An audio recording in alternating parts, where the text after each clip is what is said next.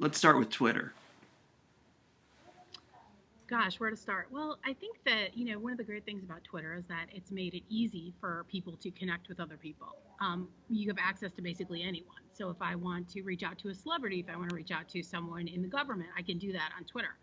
What makes it tough, though, is that because you do have that access, anyone can reach out to you as well. So, I think in sports media in particular, that's really what I can speak to. It's been difficult, especially as a woman, watching not just myself but other women sort of get this just constant trolling and harassment that's been become sort of the norm for women on media or women on social media. And I think it's worse if you're in the media, but I do see women who are in no way public figures get it themselves every day. It's a stream of sexism and misogyny and threats that comes your way, and sometimes there's not a whole lot you can do about it, and certainly Twitter has not made it easy to do anything about it. Why do you think they do it? I think different trolls have different motivations. So I think there are some who just want attention. I think there are some who get some kind of perverse pleasure out of getting under someone's skin. But I think there are trolls who, I have a group of trolls who are incredibly dedicated. I think what they want is to force me offline and force me out of the business. They don't like much of what I have to say, and my just existing is a problem for them. So, they're basically out to ruin my reputation. I think that most of us who are in the media that have dealt with this kind of thing have come to notice that there are different kinds of trolls, and they want different things. It's hard to figure out what they want sometimes. I mean, I had one guy who had been trolling me for months and months and months, and finally, I said to him, "Why are you doing this? I'm a nice person. I really am." He said, "You're not a nice person. I said hi to you on the street one day, and you completely ignored me." And I said, "I don't remember that, and I must have not heard you, and I'm really sorry that I made you feel that way. It's certainly not something I would ever set out to do intentionally." And then he apologized, and then it was all over. So, a lot of it I think has to do with their own insecurities, but that's not all that helpful when they're the ones sort of flinging this, vitriol around. In looking at your Twitter feed, you will sometimes engage these folks and respond. Did you think a lot about that decision to continue to engage with these folks? I do think about it a lot. And, I have people tell me all the time, don't feed the trolls, just ignore them, you're giving them what they want. But I think that the people that say that have never been on the receiving end of it to the extent that some of us in the media have been. So basically telling me not to feed the trolls is telling me to just sit back and take it day after day after day. And there are days when I spend my entire time at work muting and blocking people. The entire 5 hours I'm on the air, muting and blocking people. So I think that standing up for yourself, putting people on blast, engaging them and arguing them and forcing them sometimes to explain to you, what's going on and why they're doing this or what their point is, becomes a form of mental health and self-care. And the other thing too is that I think what's good for the goose is good for the gander. So, when someone attacks you and you're getting piled on by all these strangers, sometimes if you put them on blast and turn it around on them, suddenly, all your allies will rush to your defense, and then they're on the receiving end of it and they have an idea of how it feels. And also that's sometimes the best way to shut these guys down is just to expose them for what they are, have their friends and family see the kind of things they tweet to people. And so for me, it's become sort of one of the methods of dealing with it. That, I think, brings us to the More Than Mean campaign. How did that begin last spring? I had written a piece in September about women in sports media and social media for Sports Illustrated. And that piece got quite a bit of press. I did a sort of an interview tour on it. And then, the winter happened, and it was still going on for me every single day. And all these women I know, it goes on for us every day, and this stuff pops up and something happens and everyone talks about it, like with the Leslie Jones situation, but then it goes away again and then everyone forgets. Meanwhile, all these people are left behind to deal with their lives on a daily basis, being invaded by strangers hurling death and rape threats at them. So the guys from More Than Mean were guys that followed me on Twitter. They had seen it happening, and they wanted to do something to try to help. So they came up with the idea for the video. And, they basically told me what the idea was. I didn't know any of them. They reached out to me. And I agreed to do it, and we shot it. And then Sarah agreed to come on board and do it as well. We were the only two women in sports media that we reached out to. And we reached out to many. I would say probably, between 10 and 20 women. And Sarah and I were the only ones willing to do it because women were too afraid of the backlash that they'd get. So that's how it came about. Is it fair to put this in any kind of a larger context? I mean, people have talked about the recent election and a lot of the negative kind of harassing behavior during that. Is this part of that larger problem? Yeah, I think it's all part of the same thing. I think that there is a culture in this country that does not believe women when they say things, that doesn't value women the way they value men. I think we saw a lot of that during the election. I think, just the way that the press even and the Americans responded to things that Hillary Clinton would say. They were much more likely to believe something bad about her than they were to believe something good. And I think that this everything we talked about during the election, the loss of civility, the loss of, kindness and compassion, those are somehow seen now as negatives in our society by a certain segment. It is exactly what exactly what we're talking about. This is exactly what happens on Twitter. It's people who look at kindness and compassion and civility as weaknesses. And I think that it's all part of the same thing. Are you encouraged by both the response from the video, the number of views it had, the sharing in social media, as well as the fact that some of the people who were confronted with these messages seemed to have a changing experience once they were face to face with you? Yeah, well, the guys that were in the video were not the guys that sent the message. They were just random guys off the street. I think that I think that a lot of guys will say, like, oh, yeah, I've seen this thing happening. But there's something about hearing it out loud viscerally and having it, look in someone's eyes and say those things that seems to change people and sort of hit home. So, the reaction that we had was great. It really blew up more than any of us ever expected. We thought maybe it would get shared by women in media who have been through it, but, suddenly we were fielding requests from Real Sports and, these huge national shows. I think it was on CBS Evening News, and we were on Canada's version of 60 Minutes, and, it was bigger than any of us ever expected. I was really pleasantly surprised with the response because we thought we would get a negative backlash, but we weren't prepared for how much positive response there would be. And so that was really gratifying. Were you surprised during the Cubs run on what happened with your comments about Aroldis Chapman and that whole interaction with your followers? No, I mean, when I tweet something like that out, I say it because I feel like it needs to be said, or that I couldn't live with myself if I didn't say it. Sometimes I feel like someone has to be the one to say it, and like it might as well be me because I'm so well versed in this point at handling these people and, accepting what they throw at me. There's really not much you could say to me at this point that would really upset me because I've heard it all. People have threatened me, my kids, my family, I've heard everything. So, when people say like, oh, you're a horrible person, it's, it sort of bounces off at this point. I know there's a certain segment of the population out there that does not, especially in sports fandom, that just doesn't want to have to think about hard things. And when they're confronted with hard things or things that make them think about something they love in a different way, in a harder way, they get really upset.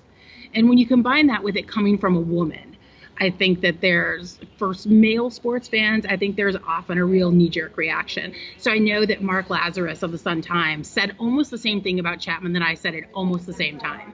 And I went back and looked at his mentions, and it was nothing. People agreeing with him, people saying, oh, well, he'll be gone next year. But my stuff was so much worse. People talk about, in this century, the 2016, there's no such thing as sexism anymore. There's no such thing as misogyny anymore. But yet there's guys every day who say the last thing I want to hear is a woman telling me about sports. That's where I go to get away from women. So the sexism and the backlash that women get, especially for speaking out on difficult topics, is real. You mentioned being prepared to deal with these trolls. Is that in part a function of your education and training? No. In fact, there's some days when I don't deal with it well at all. You can ask my husband. He'd be happy to tell you about all the days when, someone will say something that's not at all anywhere near the worst things I've ever said, and he'll find me in like a heap of tears on the bed because these things do hurt sometimes.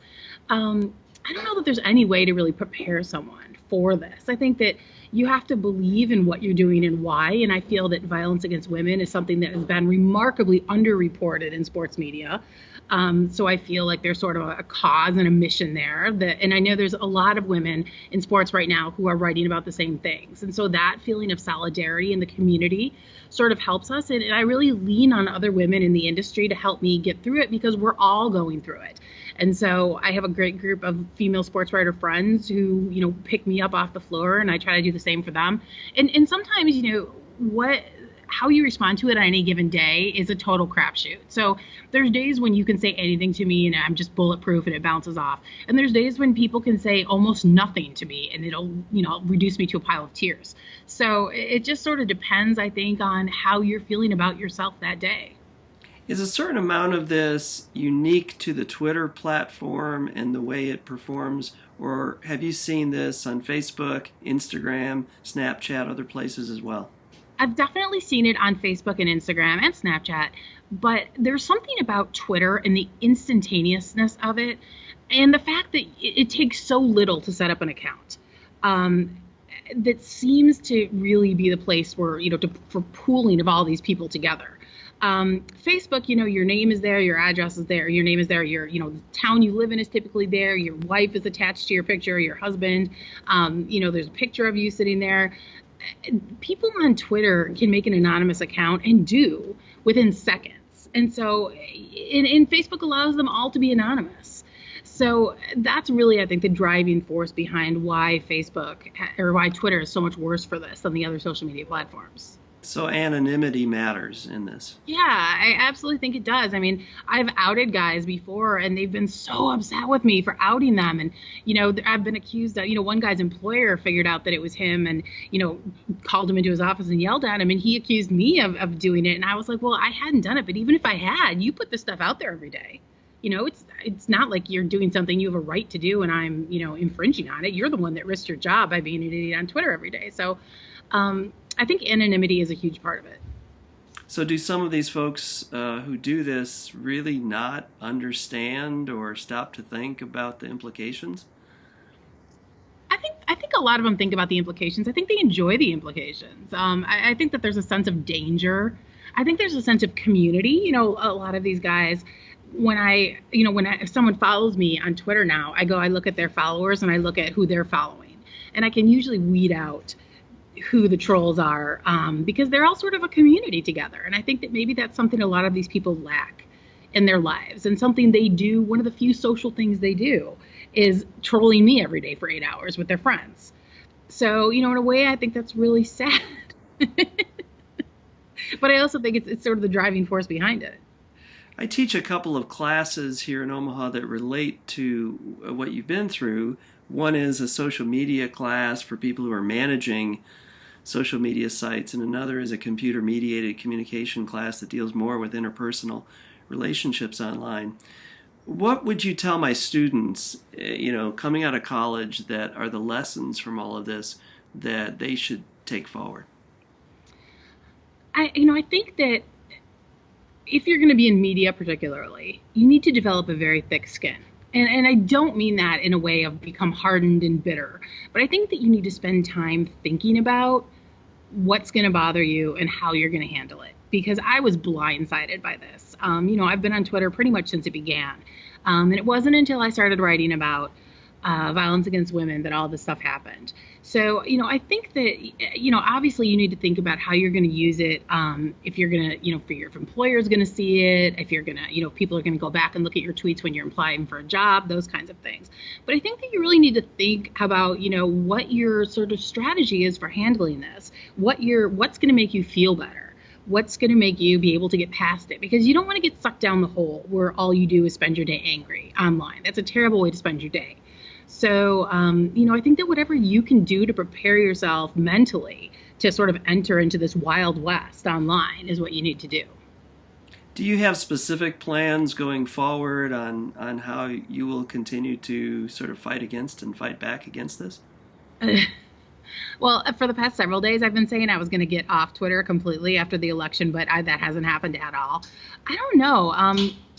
It feels like it's becoming easier to sort of make a joke out of it and then just move on, which I think is an effective way of dealing with it.